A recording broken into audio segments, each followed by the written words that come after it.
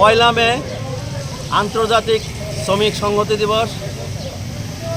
প্রতি বছর এই পয়লা মে পৃথিবীর দেশে দেশে মেহনতি মানুষ, শোষিত মানুষরা তাদের যে অধিকার অর্জিত হয়েছিল এটাকে স্মরণে রেখে লড়াই, মিছিল ইত্যাদি সংগঠিত হয়ে থাকে।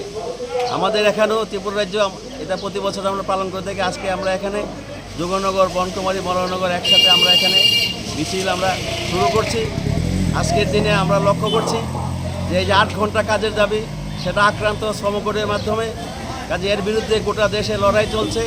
এবারেরও মে দিবসে এটা আমাদের আওয়াজ, 8 ঘন্টা কাজ, 8 ঘন্টা বিশ্রাম, 8 ঘন্টা বিনোদন। এই দাবিতে আমাদের লড়াই আরও তীব্র থেকে তীব্র আমরা করছি এবং আগামী দিনে সেটা আমাদের সংগ্রাম চলতে থাকবে। কাজে আজকেও মে দিবসে এটা আমাদের আওয়াজ যে শ্রমিকের তার রক্তের ঘামের দাম তাকে পেতে হবে।